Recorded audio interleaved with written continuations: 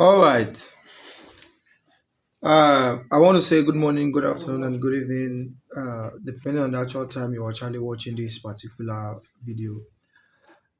Which I believe that many of us know exactly what Nigerians are facing through and what really happened to the former president of this our beloved country, Nigeria. Uh, Many of us is a life, you understand, that got lost and all of that. So there is a video trending right now on youth on social media. So I decided to bring that video to you guys. Uh, I want you guys to listen because it's more of a voice note. This particular video you're seeing right here. I want you guys to listen to what a one of the journalists have to say about 2017. I want you guys to listen to it and comment on the comment section as well. Yes, these are one of the most important reasons why you must not play with journalists. So I want you guys to watch this particular. What happened to the man called Buhari in 2017 is live now with us. It is not going to be like video. You are going to hear his voice. I have told him he wanted to say his name. I said, no, you don't need to say your name.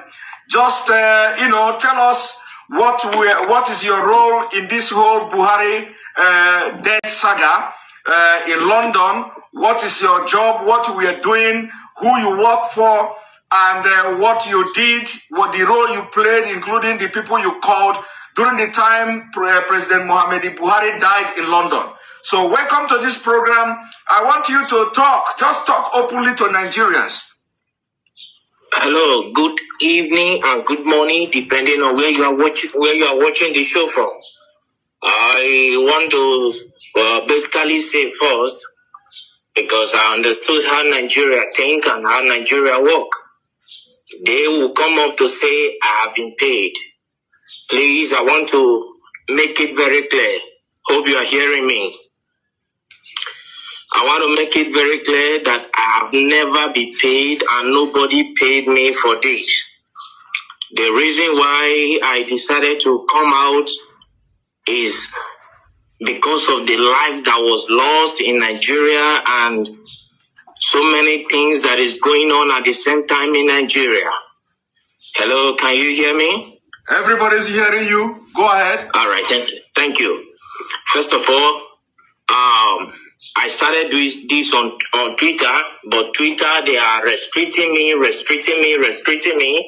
I want to first of all say, you can follow me on Twitter with the name Boris Moro, Boris Moro.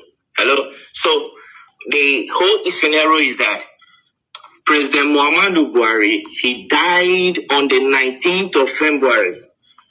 On the 19th of February, please, those analysts, if you can take notes, take pen and your paper and note these things down. Note them down carefully. I'll be giving a specific things here, specific details right now. Okay, number one, President Muhammadu Buhari died on the 19th of February, the year 2017. He died in Newcastle, in Freeman Hospital, Newcastle. He died as a result of heart disease, which the Nigeria presidency failed to disclose. On the 19th of February, I was in London by the special grace of God. I'm a journalist. I work with one of the Nigeria broadcasting station and one of the leading Nigeria broadcasting stations. So I covered the event in London. He died in Freeman Hospital, Newcastle. I was there. I covered the event. Then, Muslim, they don't embalm people. So on the 20th of February, he was flew in to Saudi Arabia, where he was buried. I was there live and I covered the event where Aisha Buhari put on white attire. I think you are with me. Go ahead. So where Aisha Buhari put on white attire and the children. Can you pause a bit? And let me remind Nigerians and the entire world that this event he said he covered. He have the video. I do. Go ahead. I have all the video. So the Nigeria Aisha was putting on white as a sign of mourning to her husband, who is the late President Muhammadu Buhari. Then the children, according to the Muslim tradition, were putting on black. I have the video, I have the photograph and everything. You understand? Then on the 23rd of February, I was in Ethiopia as a journalist. I moved around. So Ethiopia, where the African Union, the AU,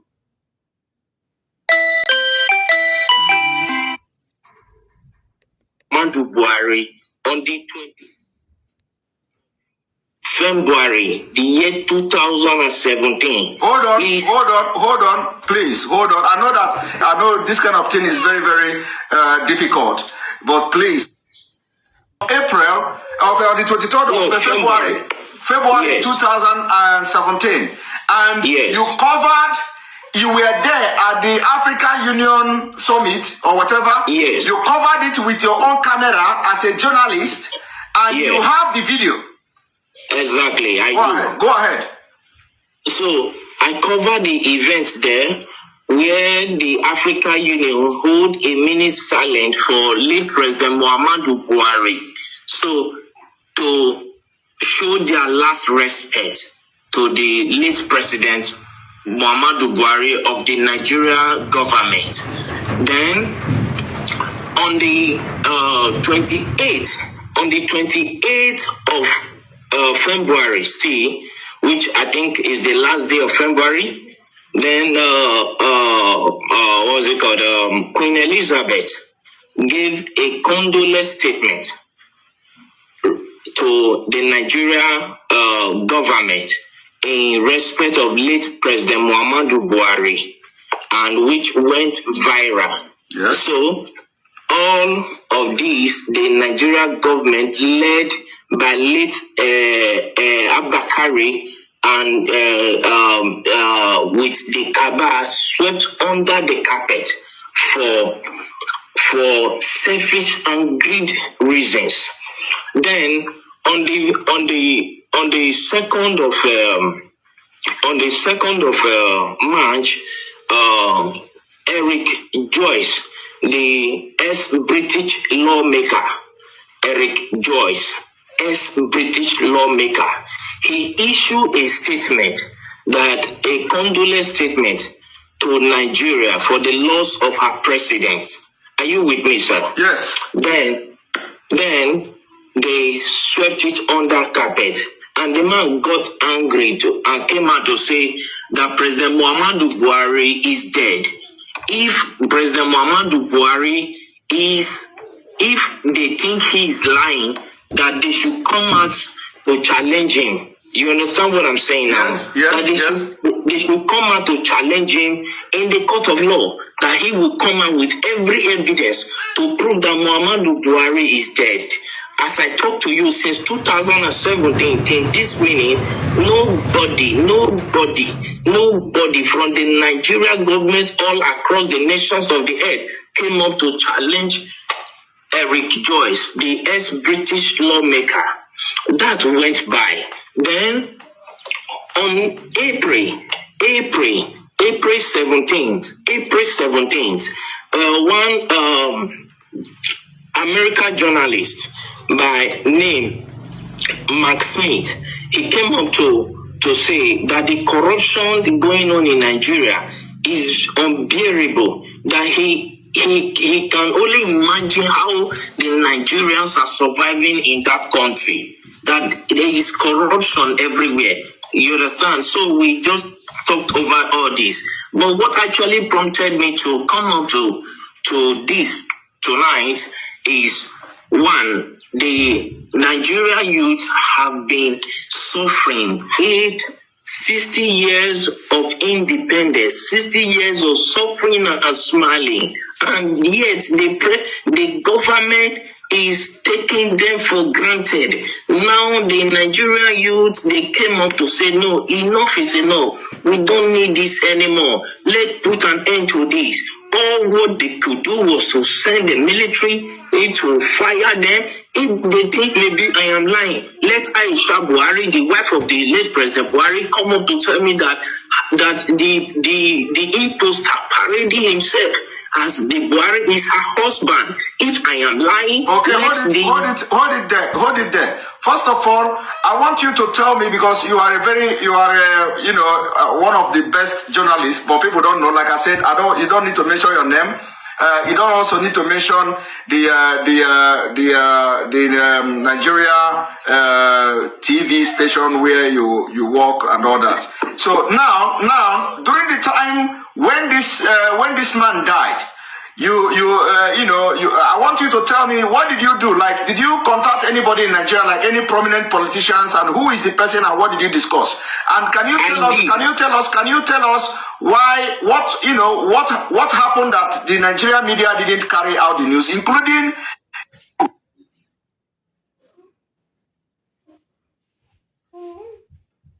fortunate that Abakari is dead. Abakari did not die of COVID-19. Coronavirus did not kill him. They masterminded his death. That is number one. I have proof for everything I'm saying, because I am a media personnel, and for me to say whatever thing, I know I can prove it anywhere on the earth. You understand what I'm saying? First and foremost, when after that we came to Nigeria and we tried to publish the news. Let me state categorically, I don't want to mention the name of the broadcasting this thing I work with. Don't mention it. Our firm was suspended by the National Broadcasting Commission, NCC, NBC, National Broadcasting Commission, suspended our firm, our broadcasting station from airing because we carried the news. Because they know, they have information that you were there. You were there, and they followed everything. So when you came to Nigeria, they suspended your firm. So I'm coming to that, sir. Let's not rush it. Abakari called me to Aso Rock. You understand what I'm saying? Yes. So I flew into Abuja to go and see him, and he told me that if I can keep quiet, that my safety to be alive will be guaranteed, and for my generation to come, no, we suffer again as a result of the bribe he was offering me. You understand what I'm saying? Yes. So I told him, accepting bribe is not the problem, but my conscience will judge me till I die. Yes. So I cannot do that. And to God who made me, I'm saying this categorically, and God Almighty is my witness. I did not take a dime from him. So I left. Then I called Bola Tinubu Asiwaju, the Lagos State richest man on earth. Let me use the word. So I called him on his MTN line. I can call the line now, the MTN line that I use in reaching him. I can say it here.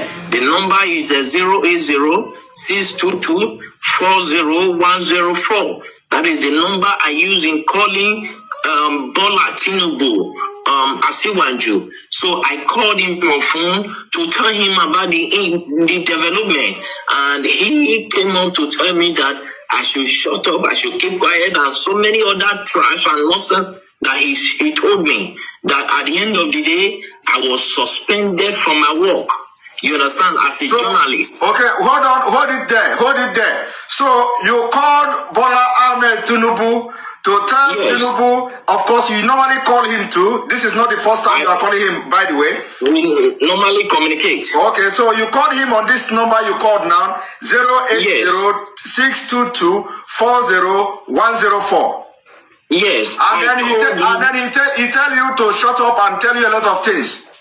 He specifically, I can still remember, I still have the record of that conversation. You understand? Because as a journalist, you keep record of things because years to come you might need it. You understand me? Okay. So I still have the record of that conversation. So when I called him, he told me that Nigeria is not like other countries. That Nigeria terms of affair revolve and must continue to revolve around the cycle. You understand now? He told me that it must continue to revolve around the cycle, that the system of governance in Nigeria is different from every system of governance in the world on earth. That in Nigeria, transparency is something that they don't toy with, that they try to hide everything, that it's not everything the masses must know. It's not everything the masses, the people of Nigeria must be aware of.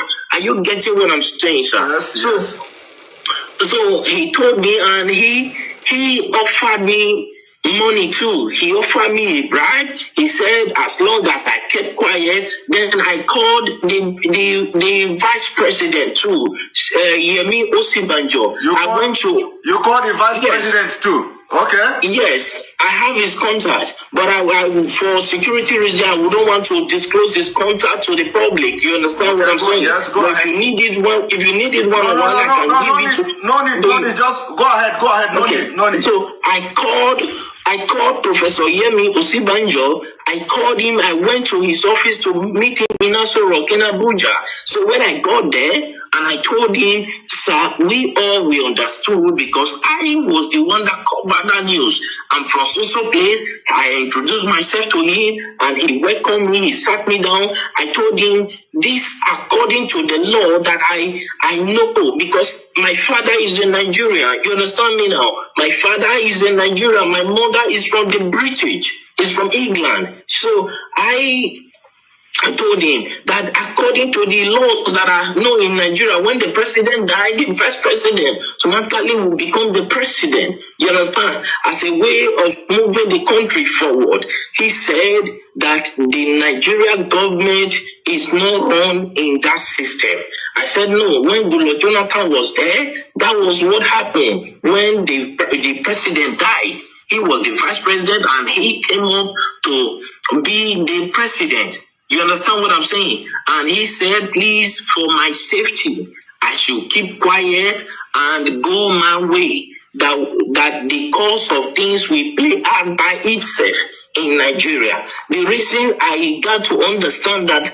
Can you pause a little bit, please? I know that this is very difficult, when I'm, pausing you all the time. So, is it that because of the way you have actively trying to air this news was the reason why you were suspended and sacked or something? I wasn't sacked, sir. I was suspended. Okay, you were suspended. Okay. So was it the reason you were suspended? Yes. Okay. All right. Go because ahead. I told them that I will publish it. Then as at that time, I was receiving so many threats.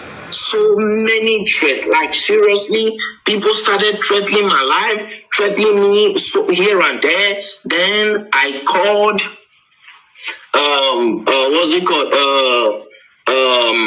El-Rufai, because El-Rufai was there when Buhari was being buried in Saudi Arabia. El-Rufai was there, the Sultan of Sokoto was there, Ganduje was there. As at that time, then about 10 or 11 persons, prominent people from from Nigeria were there, including other people who came to the burial ground. But the people that were there, El-Rufai was there. The Sultan of Sokoto was there. You understand what I'm saying now? Yes. So when they were buried him in Saudi Arabia, and they started threatening me. At that time, they threatened me. Because I told them I would publish the video. You understand what I'm saying? Yes. And I understand that many of them are hearing me right now. I understand that many of them will come up to say it's a lie, nothing like that happened. But if any of them can come up to challenge me that this and this I'm saying now never happened, I will be very glad, because I will pick it up from there. I will take it to the court, to the International Court of Law. Let Aisha Buhari come up to tell me that the man he's posting as a Buhari is the real Buhari. I will come up with every evidence, including the video of how he was wrapped with the Nigeria flag, yes, with the white, green cloth. Okay. I will come up with the video of everything. Okay, let them come out and challenge me. Okay, hold it there. So actually, the video and all these pictures were taken away from you, but you have your own backup as a journalist. I always have backup. All right. I always have backup. Go ahead. Continue. My camera was seized as a journalist. It was seized at the airport in Lagos. Your camera was seized at the airport as you are coming back to Nigeria? Yes, in Lagos. Okay. Till today that I'm talking to you, I've never set my eyes on that camera.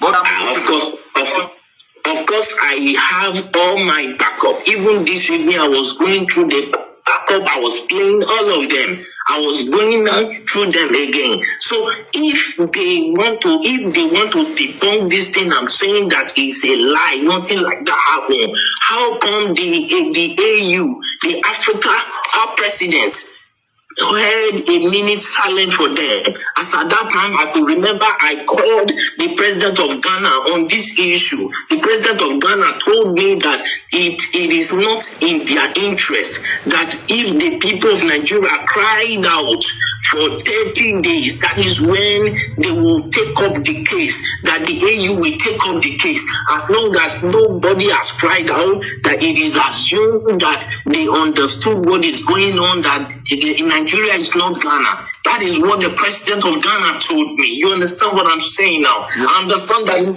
many of them are hearing me right now. Let any one of them come up to challenge me. I went to Ethiopia.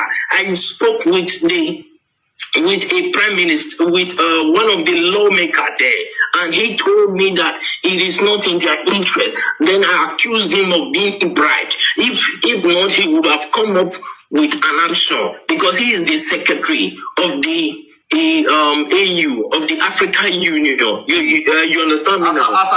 As at then. Yes, as at that time. So I challenged him. I accused him that they have been offered bribe, and he told me that he has never received any bribe from Nigeria, though many of them are coming with proposal. But whether he later accepted bribe, I don't know. You understand what I'm saying now? But the truth is this: Buhari is long dead in Freeman Hospital in Newcastle in London on the 19th of February, the year 2017. He is dead. Buhari is dead. He was buried in Saudi Arabia. Nobody can tell me that he's still alive. Buhari, that I know, if you look, when Nnamdi Kanu came up, you understand, they said that he's talking rubbish. I have never met Nnamdi Kanu on face to face. He doesn't even know me. He doesn't even know whether I'm fair or black. He doesn't know me. And I've never given him anything. He has never given me anything. You understand that? But the truth is, as a journalist, I swore an oath to stand by the truth at all times. Irrespective of what may be at stake, I swore an oath to God and to humanity. And now you no longer work with this television station, and now because of what is going on in Nigeria, you are ready to shatter the table. If I am not answerable to any Nigerian authority. Yeah. All right. You guys have heard what that journalist said. Although me, I don't know the journalist. I've not seen him before. I don't know anything about him. I just saw this video on social media and I decided to share it to all our followers out there. You guys are watching. There is no comment. Go to the comment section and comment what's your own take on this particular video. Yes, and there is also one I want to play quickly. There's one particular video I want to play quickly. Yeah, so now listen to this video. Where are we live from? We're live from the London Clinic. This is the London Clinic. This is the London's largest, as we quoted, private hospital. Just on Harley Street. Now those who know can only but imagine the cost of a night's treatment here. For a suite of rooms in which you will be treated in, you can only but imagine the cost. But yet this place here, the London Clinic, with another branch just across the road there, was the place where the average Nigerian can't even enter the door because they'd have to get on the plane to come here. Having got on the plane to come here, not only was the person who misruled us for how many years able to get full treatment, but he was able for it to be without payment from his pocket. At London's largest private hospital, Harley Street. Now, citizen, I'm sure you have something to say. There's something very, very that is stirring. That will make, there's something galling about this. This is the same man they said who stayed here receiving treatment in a private hospital in London. This same man, I remember him, I said this before, as a child growing up in Nigeria, when he toppled Buhari's, Shagari's government. The first thing they said was that Nigerian hospitals has deteriorated. That was what he said when they come up with that coup. The same man came to London in a private hospital. Question we must ask. As we can quote from staff, as we told, we didn't film them because we like to leave them as anonymous. We were told he was here between 2 weeks and 10 days. 10 days, 2 weeks, that kind of thing. How is it built for this treatment? Not only this one, but one's going, they weren't told when you. This is the London Clinic. Not Echo Clinic, not Portaco.